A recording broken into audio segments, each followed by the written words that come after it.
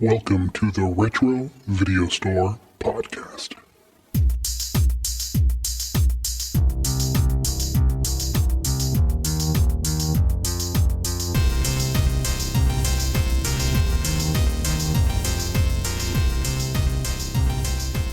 Welcome, everyone, to the Retro Video Store Podcast. I'm your host, Eric. Hi, Eric. And that's my co-host, Neil. Hi, I'm Neil. And who is not with us tonight? Whitman, Price, and her dad. They won last season, though. Last season's losers. David is not with us this week. He's out there out in the woods putting out fires. What would a pun that Arnold would say about the woods? The bark is worse than its bite. Probably something like that. Time to branch out. I'd offer you a smoke. He was stumped on what to do. Yeah. So David's out there working hard while we're making fun of him. So yeah, that's what we're doing. So right now we're in the middle of a kind of a mini action movie zone, and actually our listenership is up and things are going really good. So I think we'll keep doing some action movies for next couple of weeks. We're not watching fucked up Italian movies. Nobody have seen. That no one's seen. I wonder what could have caused the rise in listenership. So instead of 4 people listening to us now, we have 5 1/4. Probably yes. So, but next week, just to let you know, we're going to do Predator 2. God, I'm so looking forward to the Puff 2. Daddy story. Well, we get to have another one with Maria Conchita Alonso. Oh yeah, we're inadvertently doing a Maria Conchita Alonso festival. Don't act like you didn't plan this. Ooh, that was totally inadvertent. I will say that I always found her annoying as an actress. If I saw her in the movie, I was just like, ugh. And she's more tolerable now, but I think back when I was younger, I was just like, why is she in this? So, yeah. She gave strong ninja vibes in this one. Oh my God, you're dragging me through the jungle. What's going on? Yes, exactly. And the way she was, maybe it wasn't her particularly as an actress, but it was the character that she played in this. She was just dead weight. She was dead weight. I see what you did. I'm there with you. So Neil, let's do what we always do. What did you watch this week? I didn't watch a lot. I had a birthday. Happy birthday, Neil. Thank you. You didn't send me a text or any shit. You just left me a lame thing on Facebook, but whatever. I mean, I always text you, but that's fine. That's fine. I'm sorry. It doesn't hurt at all. It doesn't sting. It's not like I got, fewer years in front of me. That's all. Oh. But, let that one slide right by because I always send you a present this year. In my defense. I always send you a heartfelt message on your birthday. Yes, that's true. And it's usually the same joke. Knock, knock. Who's there? Death, motherfucker. You're old. So yeah, I was just doing stuff. I didn't really get around to watching much. I find usually on days like my birthday and days like Father's Day, everybody sets this like high expectation of what's going to happen and how fantastic it's going to be. And then somebody gets pissed off at somebody, and then there's all this anger, and then there's this resentment. Like, it's supposed to be a special day. You can pick where we eat. Oh, I want to eat here. Well, I hate the food there. It's always yeah. And so, yeah. And I just told everybody, like, look, I want everybody to be happy. I maybe want to go get a bite to eat. I didn't pick anything off the wall. I picked something I knew everybody would eat. And then I said, okay, maybe Friday we'll go to the movies because we have a really cool theater where you can get dinner. And I'm like, I want something that's going to be cute and simple and you don't have to think. I'm going to go do the live action How to Train Your Dragon. And so I picked that, and they're both looking at me. They're like, you're not doing 28 years later. I'm like, no, because there's a chance that people aren't going to be happy. But How to Train Your Dragon, we've all watched the story. We know the story. The story is cute. I saw a thing on the dragons. All the dragons looked amazing. Mm-hmm. And we went and we ate food at the theater. I had a really good quesadilla, which I normally wouldn't order. Really good steak quesadilla. The kid got some food. We had snacks and shit. And we just sat and watched a cute movie that was fun. Didn't have to think. And that was really about it. I watched parts of maybe 100 movies one night because I was having trouble sleeping on Tubi. I was just looking up and just watching like the first 10 or 15 minutes of just the worst movies, I think, ever. I'd look up some of the titles, but because I had watched Evil Bong, like the time traveling Evil Bong one, it had all these just like whacked out films. So I just watched that. Killer Condom. Oh God, even so good. So good. So good. So good. Entertaining, I would say. So good. Entertaining. Yeah. And then, I made some really poor like dietary choices later in the day for someone of my years. I made bacon wrapped hot dogs with like baked beans and chili. That sounds good. Oh God. Yeah. Oh God, it was so good. But the next day it was not. So yeah, I just watched like simple stuff. I didn't really sit down to watch a movie. But there's, a few things on the list that I want to watch this week. But I find going through and finding like bizarre things on Tubi, pressing play, like playing roulette, fast forward, and then just stop it just to see what kind of jacked up stuff is actually in the film. And I've stopped on some amazing moments in cinema, but that's really what I did. Like Lamageddon, Velocipaster, and like Velocipaster is without a doubt. To Blood Fart Lake, Killer Condom, so things like that. Yeah, Velocipaster I've watched all the way through though. Yeah. Oh, and I watched a lot of videos about how to install what do you call like the cameras in the car. Why can't I think of dash cam? Of how to put a dash cam in and how to like run the wires in my kid's car. I want to put a dash cam in there just in case. So, and I watched a lot of that. Mm-hmm. I thought about getting one. I thought it might be a benefit to getting a dash cam. Well, I thought it would be just a good idea for him because like we live in a huge city and it would only benefit, if something does go wrong, that there's some evidence if it's not his fault. Yeah. Plus, his license got pushed back because he was supposed to get it, around the time my dad passed, but that got messed up. So now he's just doing all of his driving hours and getting his professional training. And he'll get it like late. He'll get it like October, like mid-October-ish. Yeah. And then my son is Andrew's going to do the professional driving too. He's got all his hours in and he's doing really good, but he just needs one more session with the driving instructor and then he'll get his license. So, okay, let's talk about how fucked up this is. Let's be old guys for a minute. How much did you pay for your driving instruction I can't remember. At Central High School? Almost nothing. Yeah, it was almost nothing. Yeah. Almost nothing. And we had to sit there with Mr. Ray early in the morning, listen to him gripe and chew disgusting donuts and drink coffee, and then yell about how many people he saved. Yeah, I saved that boy's life. I saved that young man's life. Yeah. And he wishes you didn't, honestly. Mm-hmm. But I don't know how much it is there. It's expensive here. It's like $500 or something like that. We paid. It's a total racket. It's a total racket. Sorry, that's what grinds my gears. Old man moment. Thanks, Neil. Yeah. I am an old man. I have well past halfway done with my life. Okay, what'd you watch? I had a busy watching week this week. I watched a bunch of stuff. The most interesting thing that I watched was called The Ugly Stepsister. It's on Shudder. You told me about that. It is on Shudder to watch. And it's like Cinderella told from the perspective of the ugly stepsister. And it's a Norwegian movie, has to be one of the most stomach churning movies I've ever seen in my entire life. As far as like body horror goes, it was just crazy. I actually got queasy at the end. And I was like, that not many movies have made me like, which is why 100% that I made a note of that to watch it. Cause like, if this got Eric nauseous, this has got to be something. It is crazy. And I guess during the Grimm's fairy tale, one of the controversial things that mostly got knocked out of our consciousness was that the ugly stepsisters cut their toes off to get the glass slipper to fit their feet. Well, all that and more in this movie. So way more. It is gross, but it is. This is one thing I love about foreign movies It is unapologetic. The camera doesn't turn away.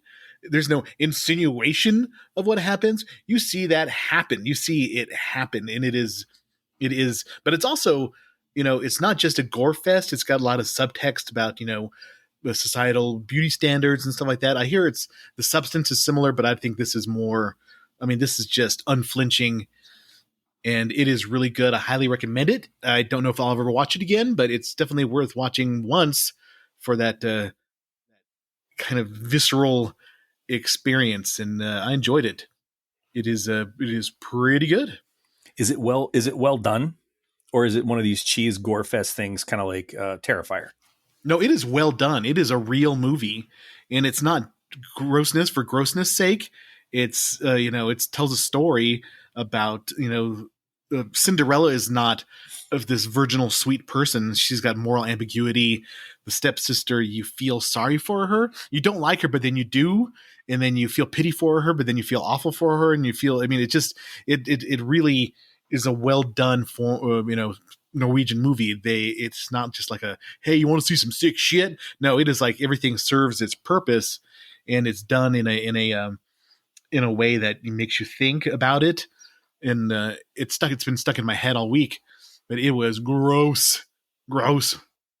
Color really me good. Intrigued. Color me intrigued. I recommend it highly.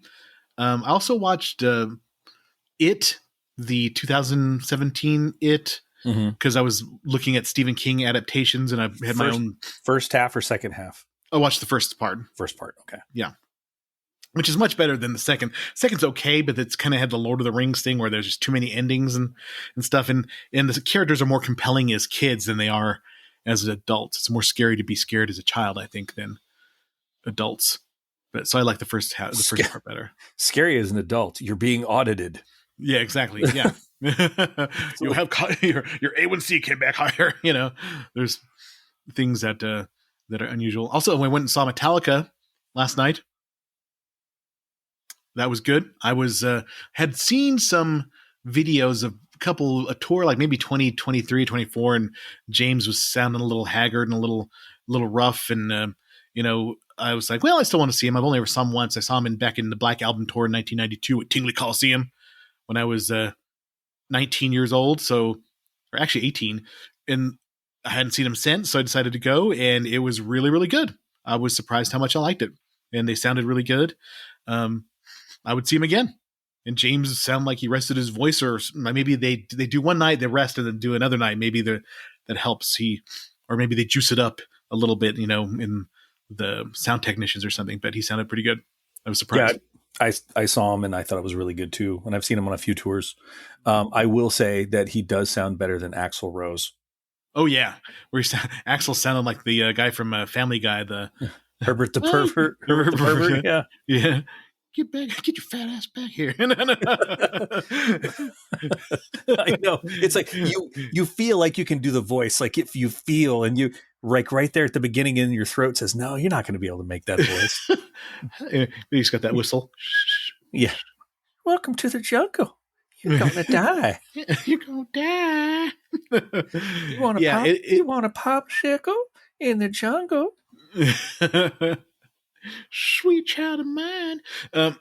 I kind of don't like to watch old acts because you want to remember them when they were in their prime, but Metallica impressed me, and Pantera opened up and they impressed me too, with Zakk Wylde playing guitar, and Phil may not have as many teeth as he used to have, but he was still running around out there. So well, we can do the math on how many teeth he has. See what I did? Pun. Yeah. See what I did? Yes. Yeah. But yeah, that was pretty good. So it was kind of a full week. Didn't get home until like 2 a.m, and I slept 5 hours and went to work, and then I came back, took a nap, and made dinner. Now we're recording. So yeah. Would we like to address the email in the room? Yes. Yes, we'd go. You want to read the email? Go ahead. Oh, sure. All right. Ryan Isbell or Isbell. You know what, Ryan? You have to spell this phonetically, my dude. I'm sorry. All right, Ryan sends us a photo of a close-up of the Wolfman from the Monster Squad on a poster, and it says, Wolfman's Got Nards, a documentary, and the text is as such. listener 3 or 4 here. You know what, Ryan? 3 or 4, but you're always a big number 2 in our hearts, buddy. I found a documentary on Tubi you might be interested in. It's called Wolfman's Got Nards. It's a making of the Monster Squad. Also, I have a very good friend that was a contestant on The Bachelorette and then later was the actual Bachelor on the Bachelor TV show. I asked him how it was to be surrounded by 25 females of your exact type, and he said it was great for a few days, then not so much. I guess what a guy told me one time was true. You see that girl on that poster, no matter how hot she is, there's a guy somewhere tired of her crap. Hope y'all have a good week as well. Thanks, Ryan. Thanks, Ryan. Dun, dun, dun, dun. Yes, we'll say it now. If you want to send us an email, we'll read it on the air, and we always appreciate it. rvspodcast222@gmail.com. And thank you, Ryan, for sending us an email. We appreciate it. That's right. Ryan, our big number 2. So let's talk about The Running Man. And let's talk about it. Should we talk about the movie or the TV show masquerading as a movie? Yes. This movie was so fucking lazy. It was so lazy. I laughed my ass off watching this. It was so fucking bad. Sorry. Well, even as a kid, even when young, I wouldn't say kid because it came out when I was like 14. I guess I was a kid, but I always thought this was the least favorite of the big 3 Arnold movies that weren't the Terminator. Of course, there is Predator, and then you got The Running Man and Total Recall. And this one is by far the number 3 movie out of those 2 movies because the Predator is iconic. And it's got so many good lines. It looks fucking awesome. The design of the Predator is amazing. And it's just the music and John McTiernan's direction is really, really good. Very cinematic. And then Total Recall is obviously Paul Verhoeven. So it's got that satirical edge to it. And it's funny and brutal and has, big ideas. And it's a really, really good movie. This one, not so much. It has a good concept, but I think the execution was always a little bit off for me. And Neil nailed it. He said it's like a TV show, and it's shot like a TV show. And that was one of Arnold Schwarzenegger's big complaints because they fired the original director because he was behind schedule, and they hired Paul Michael Glaser, formerly of Starsky and Hutch, to direct the movie. And he shot it like a TV show. The action was shot in a really bad way. Overuse of red lights obscured everything and just so lazy. There was no damn B-roll footage when they're walking through the dystopian hellscape to get the things off their neck. It's like there was like the Magic 8-ball screen. They were literally showing the shit from later in the movie. It was so lazy. Yeah, there was a lot of issues. If you want to look at Paul Michael Glaser's filmography, no, I don't actually. He directed Band of the Hand, which I barely remember. I just remember the name of that movie, and it sounds like the Masturbation Club or something. That's exactly what was going through my head. Part of Band of the Hand. And then he did The Running Man, and then he did The Cutting Edge, the ice skating movie, The Air Up There, which is Kevin Bacon and a basketball movie. I'll try not to get racist when I say The Air Up There. And then he directed Kazam, the Shaq Genie movie. So that's his claim to fame director-wise. He did shoot a lot of TV shows like Criminal Minds and Third Watch and things like that, but he is not a cinematic director. And it's obvious if you watch the movie. There are a lot of fun parts in this movie that I think I remember still fondly, but it really aged badly for me when I watched it this time. I was super impressed how much of this movie I remembered once I turned it on. All the dumbass puns, all the lines, and I'm like, oh wait, this is where he's going to say, "I don't want to be the only asshole in heaven," and then he goes, "I don't want to be the only asshole in heaven." I'm like, oh my god, I remembered that line. You want to hit us with the Internet Movie Database tagline? Yeah. In a dystopian America, a falsely convicted policeman gets his shot at freedom when he must forcibly participate in a TV game show where convicts, runners must battle killers for the freedom. Yes. So, Okay, wait, I'm just um, okay. No matter what we say about this movie, I just want to say that I think that this movie has a scene with perhaps the most density of is in it.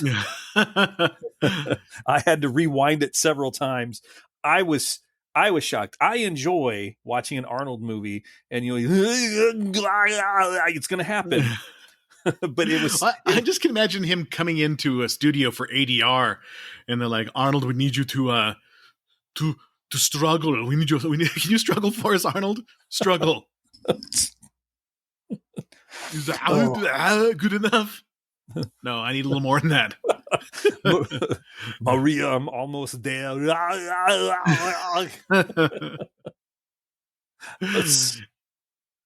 Yeah, so there's a lot of painful Arnold noises in this movie. Released on November 13th of 1987, directed by Paul Michael Glazer, screenplay by Stephen E. D'Souza, and it was loosely based on the 1982 novel by Stephen King under the pseudonym Richard Bachman. Richard Bachman, there was a paperback which I wish I could find again. I probably couldn't find it on eBay, but I'll have to pay a pretty penny for it. Is the Bachman books, where it has the four stories together, and one of them is Rage, which he does not want to be published anymore. It's all about the guy who holds his classroom hostage, kind of the blueprint for school shooters a little bit, I guess, because I think there's a lot of difference between that and what happens in the book. But apparently during a couple of the school shootings, they found that book that belonged to the person who committed the shooting. So he decides, like, I don't want to be responsible or even perceived to be responsible for any of that. But I still am trying to find that, try to hunt that book down. I have a joke that could possibly be in really poor taste, and I'm debating whether I should tell it or not. I can always edit it out. So okay, and I'm not meaning to belittle or demean the problems in our country, the suffering that the kids and the families, the people that go through this. But here it is. I don't know why Americans won't convert to the metric system when we've been using 9mm in our school for years. All right, that wasn't as bad as I thought it was going to be. So, right. Okay, all right, good. So I would tell everybody it was your joke. They can cancel you. Oh, thanks. Stephen E. D'Souza is still around. He's 77 years old. He's responsible for a lot of movies. 48 Hours, The Return of Captain Invincible. That's interesting. Commando, Jumpin' Jack Flash, The Running Man, Bad Dreams, which is a horror movie I haven't seen in a while. I need to watch that one. I remember it's about a cult. Die Hard, 7 Hours to Judgment, Die Hard 2, Hudson Hawk. Whew, can't all be winners. Well, there haven't been some zingers so far in that list you've been reading. There's been a Ricochet, few.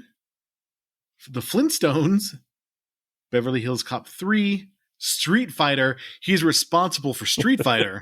For me, it was a Tuesday. Oh, dang. You read my mind, man. You read my mind. It was like it was shot across 3 states to get to you, but here's the vibe I'm getting from Stephen E. D'Souza is that he's probably a really good writer. He's got some clever stuff. I mean, he was full of puns, but yeah, I think occasionally he sat down at the old typewriter and went like, "Oh, you know what? Daddy's got a house payment to make. Let me just I got a deadline. I got a deadline." He has Where's my mirror? My credit card. He has a nasal congestion and a deadline. That poor guy. Yes, exactly. Judge Dredd, he wrote Turbulence, Knockoff with Van Damme, Lara Croft Tomb Raider, The Cradle of Life, and a movie called Blast in 2004 with Eddie Griffin and Vinnie Jones and Breckin Meyer. Interesting. A lot of television writing. So he's got a lot of great stuff and some not so good stuff. So good on him. Did you see this movie in the theater, Neil? Oh, the shame. The shame. Yes, I saw this movie in the theater. I did not. I saw this on video. Probably rented it from Bronco Video on Highway 550 back when it was 550. And Oh, my name's Eric. I'm so special. I didn't go see this in the theater. I didn't. So rated R, 101 minutes long. Estimated budget was $27 million, but was only a minor hit, $38.1 million at the box office. But it became a hit on VHS and TV syndication. This used to be on TBS or all the time, like late night TBS and USA Network. They would play The Running Man all the time because there's not really any nudity in it. And the kills are kind of dumb, like made for TV type kills. So it's not really graphic. So I can see this being played on TV over and over again. The only really graphic part that I remember is when they deep fake Jesse Ventura's character killing Arnold's character. And that was kind of ahead of its time because now AI and deep fakes are everywhere. So that was a little ahead of its time there. Let's talk about the cast, Neil. Let's talk about Arnold Schwarzenegger is Ben Richards, which is one of the more lame or tame names that Arnold has played. I was looking at the name of his character in a movie. What's that one? It was like post-apocalyptic movie where The Sixth Day. No, End of Days. Sorry, End of Days. His name was Jericho Kane. Cocaine. No, when he pours it out, cocainum. And Maria Conchita Alonso is Amber Mendez. Richard Dawson is the best actor in this movie. Which is surprising. And then Yaphet Kotto, who amazing in some films, but a little disappointing in this, although he hands down has one of the best lines. Being? I don't want to be the only asshole in heaven. Okay. And if we're going to talk about acting and he's next on the list, Jesse Ventura. Yeah. His acting in the clips for the workout videos was spectacular. Was his whole thing where he'd like pose and like, ooh, and then walk off the thing. That was choice. That was really good from Jesse Ventura. He was always one of the best commentators. He was kind of past his prime wrestling when I started getting into wrestling as a kid, but they'd always have the good commentator and they would always have the heel, the bad guy person doing the commentary. And he was always the one who would like root for the bad guy and stuff. He was always really funny. And then of course he was in a lot of movies, classic 80s movies. Jim Brown, one of the greatest running backs of all time, mailing it in as Fireball. With his fireproof plastic glasses. You could have come up with some better outfits for these guys too. What have we got? You know what? How about a sparkly silver suit? And that is weird to me. This movie has a way higher budget than Predator. And the Predator looks 10 times better than The Running Man. It does. I think it's obviously the difference in directors. And Shane Black is the writer. So there's just a difference. But if you watch them back to back, there's no mistaking which movie is a higher quality, but it costs like $10 million less to make than The Running Man. And they even had to back up on some stuff because they spent money on the suit and they had Van Damme. And somehow this still comes out the way it did. The only part that really sold it for me was the tubes when they shot everybody down the tube. I always wanted to take a ride in that tube. All I could think of was Luke Skywalker holding his stump, sliding down something like that. That was the first tube I wanted to go down. I always thought that was cool as hell. I just didn't want to hang down by my knees waiting for the Millennium Falcon to come get me. Ben, Liam. So Mick Fleetwood plays Mick, who's the leader of the Resistance. Who decided Mick Fleetwood would be a good choice? Okay, I am looking because I think was Lindsey Buckingham not available? Okay, was Mick? What did he basically play the same character? Who did it in Johnny Mnemonic? Was it him again? Oh, I don't know. But that is very similar character. Yeah. Yeah, but I'm thinking Film. The Running Man. Okay, apparently not. It just kind of reminded me of that. This movie was set in the post-apocalyptic future of 2017. Always love when movies are set in the future are behind us. Like Back to the Future and this, and then Blade Runner, all these movies that, you thought, would be, that's the way the future would be. I'm glad that we don't have this future or the Blade Runner future, even though the Blade Runner future looks cool as shit. It's not, it wouldn't be a good time to live in, except for the Nexus 6 pleasure model replicants. That was, you know what? You don't even need to finish these sentences. I know exactly where they're headed. You know exactly where they're She's like, except for the one thing, I'm like, okay, we got you, dude. I know exactly where you're headed. I am consistent. Yeah, you are. You're as consistent as a northern star, my friend. We don't have to wonder where you're at. So much so that I had a small wager with my wife as to what one of your favorite things about this movie was. Really? Mm-hmm. As we're watching this, and Sammy was like, "Oh my God!" I'm like, "No, I bet you, Eric actually kind of enjoyed that part." She goes, "Why?" I was like, "I bet you he did." Can I take a stab at it? Was it the 80s style dancers? Yes, and they're like semi-aerobic outfits. And yes, it's like that was a highlight. Yeah. Yeah. It was very Solid Gold reminiscent. Remember Solid Gold? The countdown show on God, do I remember Solid syndicated Gold. TV, and the titillating part was the Solid Gold dancers, and that was, You didn't like Waylon Flowers and Madam? That wasn't your favorite Madam part? was fucking scary, man. Madam was scary. The only puppet that was scarier than Madam was Lady Elaine from Mr. Rogers. And that jacked up voice too. And nose, yes. Like, turn off the channel. Lady Elaine's on. Oh my God. I just had a memory of it. There was a cat that Mr. Rogers would do, and the cat was like, meow, meow, meow, meow, meow, meow. Wow, that just took me back. Mr. Rogers. So a lot of directors were originally lined up to do this. George P. Cosmatos, who did Rambo 2, which was basically Stallone directing that. Andrew Davis, who did Under Siege. Arnold clashed with Paul Michael Glazer, feeling he was inexperienced and focused too much on TV-style shooting. Arnold was right. Yeah, he was very, very, very correct.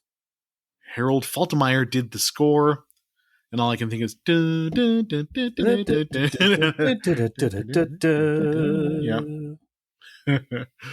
So the dystopian time where food, art, and free speech are tightly controlled and television is used to pacify the masses, I think they're off. I think Instagram Reels and TikTok are used to pacify the masses. Just sit there scrolling and I'm guilty of it too, man. I'll spend a good 30, 40 minutes in the morning just doom scrolling, looking at dumb stuff to send Neil so he can send me another something else, I'm not going to fight this one because I know I am 100%. If I opened up our messages right now, there's just like a score of dumb shit that I looked at. I'm like, Eric would find that funny. Eric would find that funny. And I think our brains are shrinking because of that, because everything we're consuming now is in like 20-second snippets. To sit down and watch The Godfather Part 2 takes commitment. If you're going to watch a 3.5 hour movie, instead of like, I'm going to look at some dumb stuff and people falling off roofs on their ladders. I could watch those all day. People falling off a ladder. I just love it. This is one where the guy's pulling the ladder and he has a stupid drill on top of the ladder and the drill hits him in the head. Oh, chef kiss. Consistent as the Northern Star. Neil posted a picture of Madam.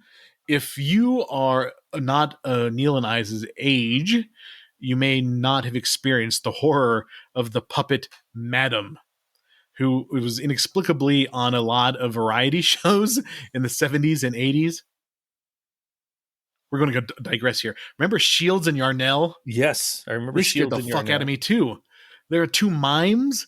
Mm-hmm. And they would be on the variety shows, and they had the dead-eyed mime staring out look. That was some weird shit. Okay, so if we're going to talk about Solid Gold, and we're going to go back all the way to that, can I just say Dionne Warwick's nostrils frightened me as a kid? They're much like Madam's. nostrils of the other a people. lot like Madam's, and this is pre her going on to the whole Madam Cleo shit that she did Yeah, later. the Psychic with, Friends Network. Exactly.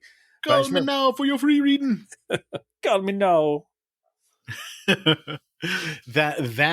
Yes, and there's a lot of weird stuff in the 70s. Just watch 70s variety shows. Like there was the Paul Lynde Halloween special that had Kiss and the Wicked Witch of the West was on there, and Witchy Poo and all sorts of weirdness was something that everybody sit down and watched. Even the Star Wars Holiday Special was a variety show where like people are singing. B. Arthur is singing on the Star Wars Holiday Special. Why? I can't unpack What it. What was that? B. Arthur had a stuffy nose too. You must be kidding. Bolivian marching powder. There were as a kid. What's so funny is that that of all the intolerance for people that are different and their sexuality, it was all over 70s TV. I mean, it was Liberace, Paul Lynde. Yeah, it was in your face. I remember who was the comedian that would come out and like throw the confetti all over the place? Rip Taylor, yeah. Yes. I remember as a kid, because my parents were super religious and this was just not something that was talked about or dealt with. And I just remember seeing those people and like something's different about them. They're I don't quite get it. Remember the Match Game? He was always on the Match Game. Yeah, and Paul Lynde was like the center square. Yeah. And there was always so much innuendo on that show, too. And I was so much innuendo. Where was the best place you and your wife ever made whoopee? in the butt? In the butt. Yeah. See, we've watched the same videos over and over. So 70s TV, people. I just had another 70s TV memory of Wonder Woman. And wait, hold on. Shh, don't speak. Don't ruin this for me. Let me just imagine 1970s Wonder Woman, please. Thank you. Okay. Wonder Woman. And then she had the little her little like ward that would. Yeah, Deborah Winger was her teenage ward. Yeah, no, I'm all about the Linda Carter. Deborah Winger. Carter. Yeah. Nah. Yeah, it's all Linda Carter all day, every day. So the movie opens up where it's, Arnold and his team of people are on a helicopter, and there's a food riot going on. No one's wearing a seatbelt. No one's wearing a seatbelt. There's no seatbelts to be found. Looked like the co-pilot had on a full harness, but Arnold is basically, I wonder, it looked like they had his lines written on a cue card off screen. He's leaning so far forward, and he's wood. Not like Arnold is known. He's like, Echo Bravo to 9, there's a food riot going on right now. So bad. I'm not going to kill unarmed civilians. They are human beings. So he resists it, but then they frame him for the Bakersfield massacre, and now he's in the dystopian jail where he's breaking rocks and doing all sorts of weird stuff. There's really no objective that I could see. The Christmas like fruitcake density of them in that scene. It was just so much. It was. Yes, it was like he was gargling eggnog and had, like you said, it was let's beat the shit out of the guy flying the helicopter. I hope everybody else is qualified to pilot this. He just knocked the shit out of the co-pilot. But you know what? We're dragging his ass back here, boys. Yes. So, I mean, the movie the setup is like he finds some friends in the prison camp. They break out. That's where we get to see Mick Fleetwood and the Resistance and everybody with their little jaunty berets. Where do they go to the beret store to get all the outfits for the Resistance? Where's the Resistance? we need some beret. Resistance, yeah. Somebody get Dweezil his beret. He does not look serious enough for this. So I wonder if this is the first movie where the concept of the exploding collar came in. And it doesn't surprise me if Stephen King came up with it. We'll have to Google that and see what is the first movie with the exploding collar. But that one guy, when the guy ran away, that was pretty awesome. That was probably the best effect of the movie, where his head just pops like a zit and falls down. That was pretty awesome. and Arnold escapes. He goes back to his old apartment, which is now Amber is renting out, and he takes her hostage. And then they try to go out of the country, and he gets captured. I love the net gun, you know? Oh yeah, that was really cool. But That see, was pretty awesome. here's the thing. It's that you were a cop and like, I need to escape, rather than blending in through a crowd of people or causing a distraction. He thinks to himself, I'm going to run across the tarmac. Just me in white pants and a floral shirt. There's no way in hell that they're going to get me. All right, so I looked it up. The first movie to feature exploding neck collars was Wedlock, released in 1991. It was an HBO film. Prisoners were fitted with electronic collars that are linked to another inmate's collar. If they are separated by more than 100 yards, or if they try to escape, both collars explode. That can't be right, because this came out in 87. So that Google, this is what Google, the first movie to feature exploding neck collars. So maybe it was like part of the plot that they couldn't, you know. Yeah, maybe that was just it. kind of, because this was just kind of like an aside. You know, this happened to be it wasn't like the whole like a movie where the two people are handcuffed together and they're trying to jump on trains and stuff like that. Maybe that was what that movie was like. But this one, it was a cool concept that I hadn't seen before, but it wasn't the main concept of the movie. Maybe that's what they're talking about. I'd like to have an unpopular opinion about this movie, good sir. His character was kind of a dick. He was a dick. He was a massive dick to like everybody, really. Yeah. He wanted to be on his own. He didn't want to fuck with anybody else. And he treated Amber like shit. I'm going to strangle you now in front of everybody on the TV. You know, she was. Okay. That's the other thing too. Maria Conchita Alonso, her character, it's like everybody, she must have like a tiny, tiny neck, because it looked like everybody grabbed her by the back of the neck.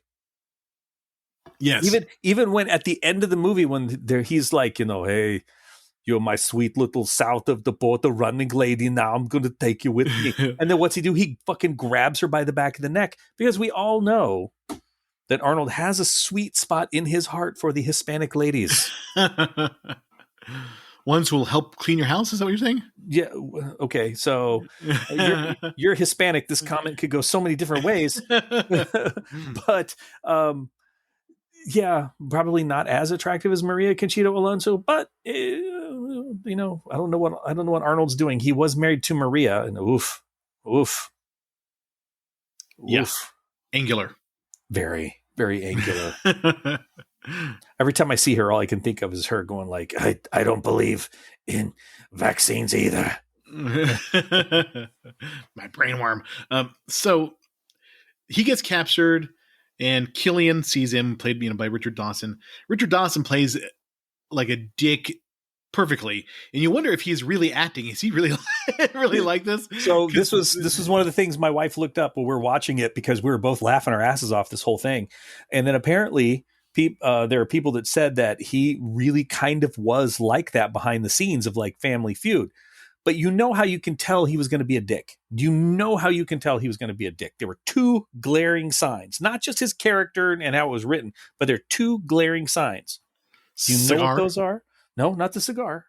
Arnold had a cigar. He was a dick, but yeah. Okay. First one, pinky ring. Second one, every time he gestured, his pinkies were out.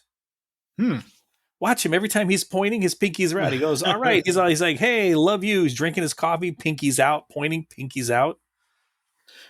That part of the movie to me was kind of the funniest part, is all the behind the scenes things going on the TV show, you know, and how what a dick he was bumping into the janitor bumps into him and he fires him, and just, you know, all these little things going on. And some of the posters for the shows that were on the network. Hate Boat was was one of them. Climbing for dollars and things like that. That part was funny. There was some certain things that were good. Let's talk about everybody is asking, who was your favorite stalker? Oh, I thought you were going to talk about how bad 1980s suits were. There were so many 1980s suits, shoulder pads, and weird colors, textures, skinny ass ties. Yeah. And did every single guy in the 80s have fluffy hair and just the worst fucking mustache possible? There was not a good damn mustache in that whole movie. Mm.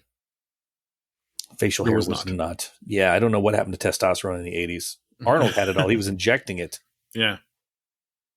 Okay, Who favorite was your favorite favorite stalker? stalker. Whew, boy. Jeez. This is a tough one. Um, I'm going to have to go with Jesse Ventura, Captain whatever. I can't Yeah, remember he his was name. pretty good. I liked him. I kind of liked Buzzsaw when he gets the saw to the nuts and how he yeah, it's a falsetto and he dies. I thought it was pretty funny. Dynamo was memorable, and that guy who plays Dynamo. Remember that movie? It was the Warrior. It wasn't not the Warriors. What the hell is the name of the movie? Come out It, and play. it was another movie about gangs in the 70s. I gotta find it here. Hold on. Well, I do know that guy was like a trained operatic singer. Yes, he was a professional wrestler. Oh, the Wanderers, and there was a group of the gang called the Baldies, and he was in the Baldies, the Wanderers.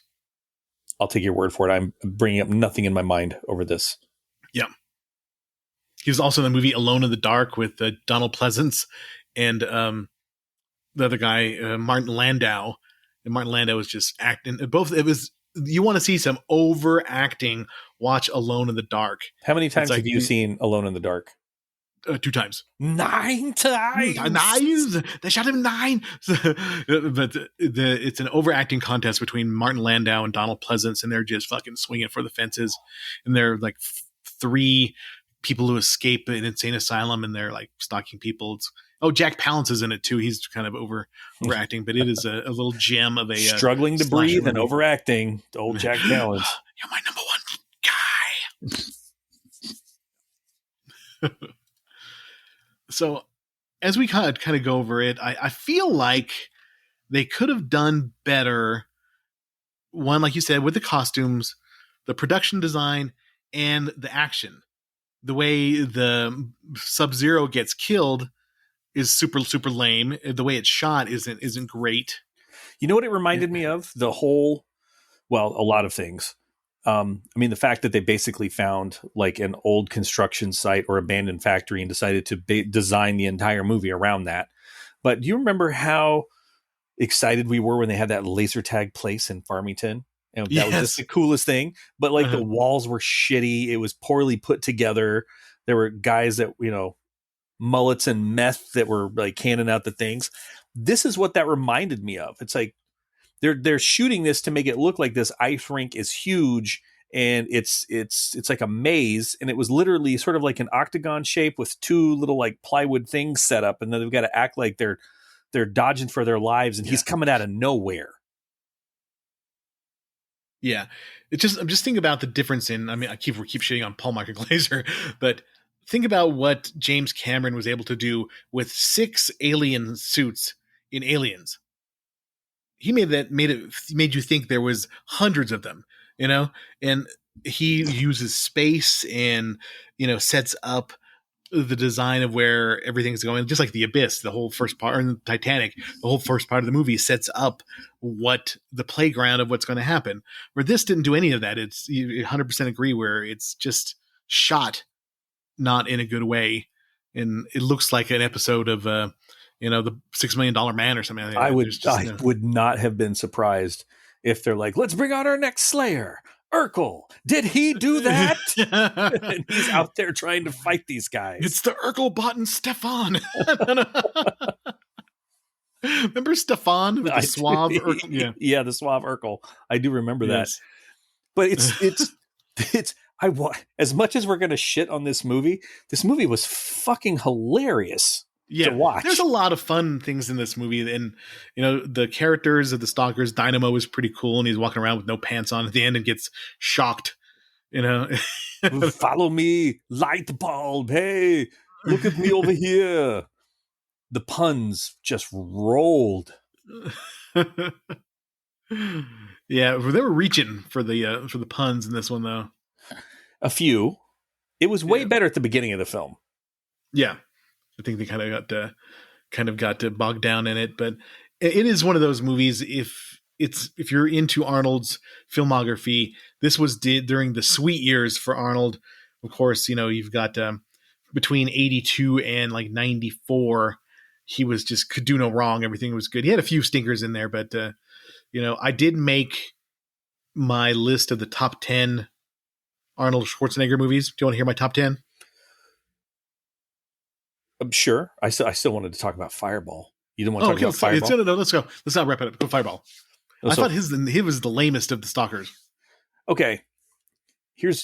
They must have had like a deal on Roman candles, because apparently Roman candles will send you off to rocket speed in an aluminum cage and will propel big ass Jim Brown. That man is not a tiny human being. Will propel him into the air. Yeah. And if that was one of the shots, it's actually could have been one of the cooler shots in the whole movie, where he's coming down at that angle and he's firing off his flamethrower. It's like, okay, they could have set that off, made that very, very ominous, but then they shot their wad with that. And again, that was one of the things they used in like The Running Man, America's top show. And then they showed that shit again. Mm-hmm. And it's, again, yeah, like I said, they didn't the costume didn't shoot enough B footage coverage, Yeah. I do like that they all screamed when they knew something was going wrong. Buzzsaw did not cry like a bitch. Everyone else was like, go to commercial. Buzzsaw, he took it straight up the nads with that chainsaw. Yeah, right in the nads. So there is a new Running Man coming out, supposedly this year. It's supposed to come out in November, but I have not seen any previews for it. But it's got good potential because Edgar Wright is the director. And he has done plenty of good things. It's got what's his name?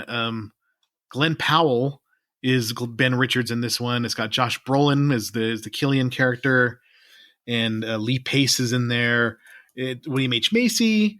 There's a pretty good cast. The only problem is that it's written by Simon Kinberg.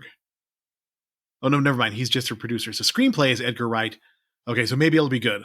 But I'm just kind of concerned because I haven't seen any previews for it yet.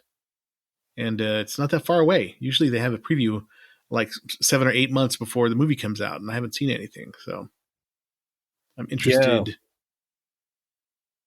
There's lots and lots of photos though. Mm-hmm. Yeah, this is the first I'd heard of it. There's like Running Man teaser trailer on YouTube. I think that was fake. I hate fake trailers. Holy shit.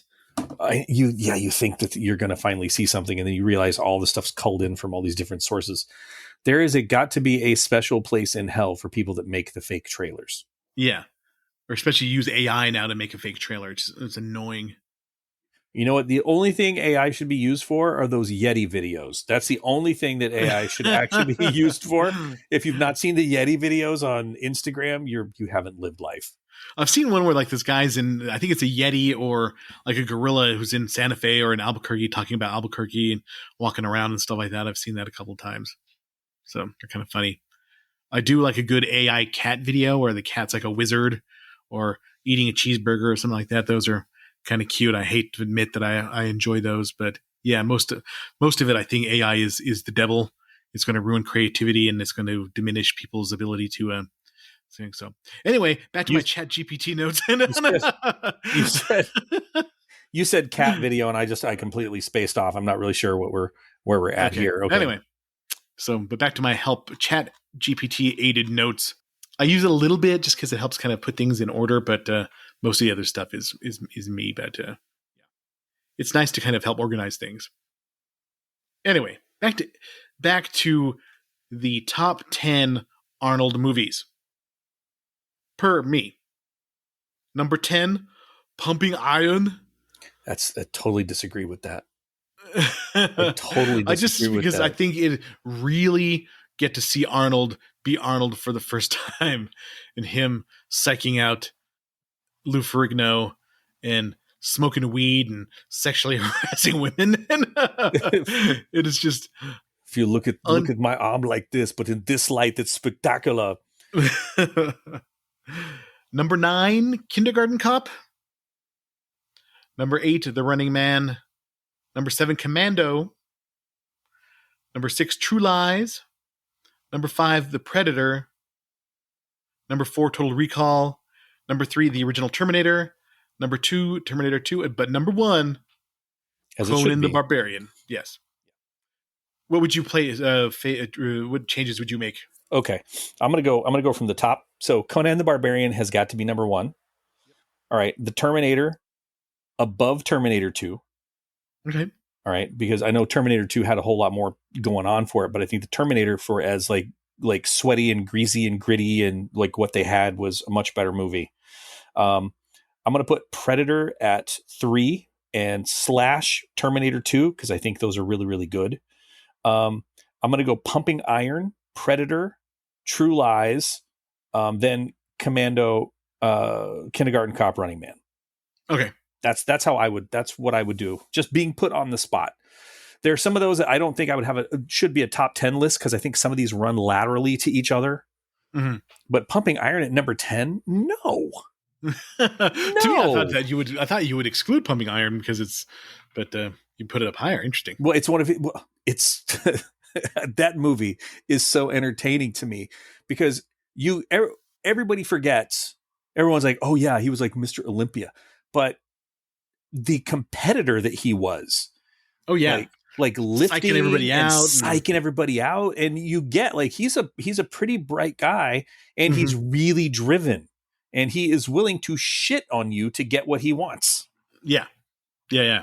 Very cutthroat competitor and psychs out poor Lou Ferrigno. Yeah. And Lou winds up getting 3rd when he probably could have got number 1 because he was 6'5" and he was jacked, but he just didn't have that presence that Arnold has. When you put the weight on, you don't put like this, you go like that, so it makes the noise so people can hear you put more weight on the rack.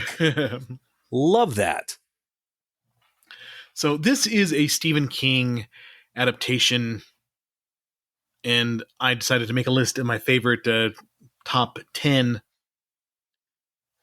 Stephen King adaptations. So let's start from number 10, Creepshow. Number 9, Salem's Lot. I think I probably could move that one up higher. I think it should be up higher. Yeah. The 1990 It TV movie. Stand By Me, number 7. Carrie, number 6. The Mist, number 5. Pet Sematary, number 4. The Shining, number 3, even though Stephen King hates it. The Dead Zone, number 2. And number 1, 2017's It. But having just watched It 2017, I really, really liked it, but it didn't really hold my attention as much as it did after I made a list. So I might even move Salem's Lot all the way up to number 2 and put The Dead Zone at number 1. If we're gonna include TV stuff in that new remake of The Stand, it's on Paramount. It's got the older Skarsgård brother in it. Mm-hmm. And like Whoopi Goldberg plays the grandma character. I can't remember her name. Damn it. It's been a bit since I've seen it. And it was a miniseries. Mm-hmm. And it was pretty good because not trying to compact everything into like 2 hours. Yeah. Because I remember the walking dude from the original one, not so great. But Skarsgård does a great job as the walking dude. I have to check it out. I think if I believe memory serves me, James Marsden is the hero protagonist in this. Pretty good. Check it out. Yeah, definitely check it out. I heard the new Salem's Lot on Max is terrible. Like they cut everything down to the 2-hour TV 2-hour movie instead of the original. The original one is just scary as shit. I completely forgot that there was a Salem's Lot on Max. Now that I'm thinking about all this stuff I want to watch on TV is trying to find a night because I really want to get the kid and the wife in on at the same time. I really want to watch Predator Killer of Killers. Yeah, so do I. And I think since we're doing Predator 2 next week that I might watch that as well just to kind of supplement.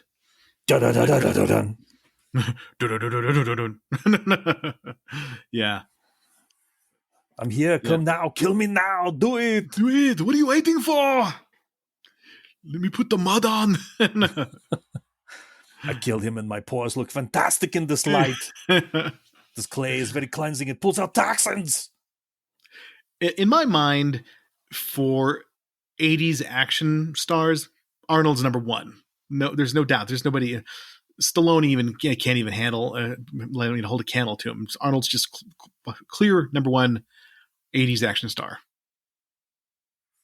Okay. Totally 100% agree. However, I will say on at least 2 occasions, Stallone is the better actor, but that he falls way. It's like Ben Stiller and Tom Cruise, like they like to run and they're good at running. So you're going to run in the movie. Stallone is like, hey, I'm in great shape. I want every movie to show what great shape I'm in. But like when he's bringing it home with acting, like there's some sad, poignant shit in like Rocky and Rambo. Yeah, he when he has to act, he can emote better, and he's a good writer. Like he wrote Rocky, Yeah, and he wrote So I would say, as far as like probably talent wise, Stallone has a bit. As far as like being the quintessential '80s action star, Arnold was. Hands down, Arnold. Yeah, hands down, Arnold. And we can't even put Chuck Norris in this because he is in a category all to himself. Mm. Yeah, you can't even begin to discuss Arnold and Chuck Norris in the same vein. Lone Wolf McQuade. That's all I got to say. That is probably the cheesiest enchilada there is of 80s action films. Do you remember my face, Ranger? I never forget an asshole. A Texas Ranger kicked my father's teeth out. You want to kick my teeth in from Texas Ranger? Chuck Norris doesn't flush toilets. He just scares the shit out of them. All right, that's good. That's a good one. All right. Thank you. Yeah, when Chuck Norris slices onions, the onions cry. Not as good as the original first one. What about the litter box, man? When Chuck Norris uses condoms, he flips the ridges to the inside because only Chuck Norris deserves pleasure. That's a good one. Oh my god! All right. All right. Well, thanks for listening this week. I don't know if we talked about Running Man quite as much as we should have, but check it out. It's a fun movie. Definitely 80s. Definitely memorable. I just wish it could have been more as far as like the production design of it. Agreed. And I don't want to get religious about this whole thing, but when God said, "Let there be light," Chuck Norris looked him dead in the face and said, "Say please." Thank you. Once again, if you want to send us an email, rvspodcast222@gmail.com. We're on the Facebook. We're on the Instagram. And if you want to donate to the cause, buymeacoffee.com. Look up the Retro Video Store. And thank you, everybody who has listened. We have had a really good download week, so thanks so much for that. I appreciate it. If you want to write us an email, please take the time to do that. And what you might want to do when you write that is you might want to think to yourself about that time when Chuck Norris was a young kid in school and his English teacher said, "I need you to write a paper on what courage is." And he got an A+ because he turned in a single sheet of paper with the words Chuck Norris written on the top of it. That was a long way to go for that. I was going to say that's a long route. I could really think of a better way to tell that joke, but that one. Okay. All right. Have a good week, everybody. The Dead Sea was alive before Chuck Norris swam in it. Mm-hmm. No? All right. Thank you. Thank you, Neil. Have a good week. Thank you for listening to the Retro Video Store Podcast.